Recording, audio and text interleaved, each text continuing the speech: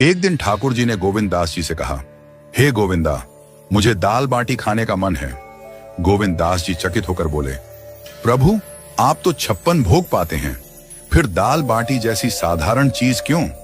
ठाकुर जी ने हंसते हुए कहा, आज मैं 56 भोग नहीं बल्कि तेरे हाथों बनी दाल बाटी खाना चाहता हूं, पर मंदिर की रसोई में नहीं, मैं तेरी कुटिया में आऊंगा, वहां तू इसे उपलों पर बना।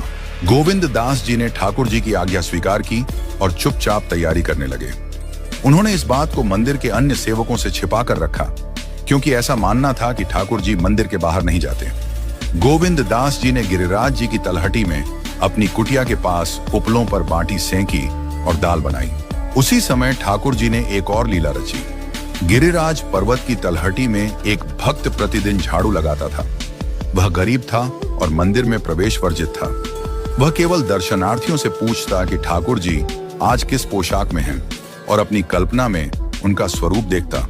वह ठाकुर जी से प्रार्थना करता, हे नाथ, मुझे दर्शन दीजिए। इस जन्म में तो मैं आपके योग्य नहीं, पर अगले जन्म में कृपा करके मुझे चींटी बना दीजिए ताकि आपके चरणों में आ सकूं। उसकी इस प्रार्थना ने ठाकुर जी को रीझा दिया। ठाकुर जी मंदिर से बाहर आए और झाड़ू लगाने वाले के पास पहुंचे।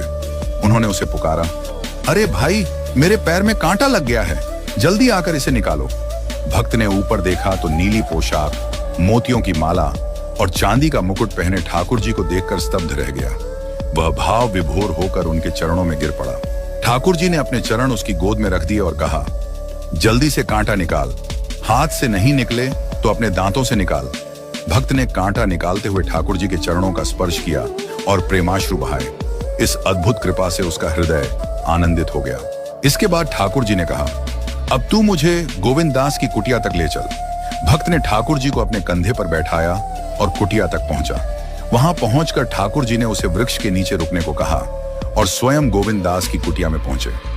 गोविंद दास जी ठाकुर जी को देखकर आनंदित हो गए। ठाकुर जी बोले, गोविंदा, जल्दी खाना परोस, मुझे बहुत भूख लगी है।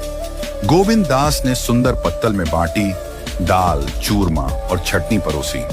ठाकुर जी खाने लगे, लेकिन बीच बीच में बाटियां अपनी पीतांबर में छिपाने लगे। जब गोविंद दास ने यह देखा तो बोले, प्रभु, आप मंदिर में 56 भोग पाते हैं और यहाँ बाटियां छिपा रहे हैं, ये सब किसके लिए है?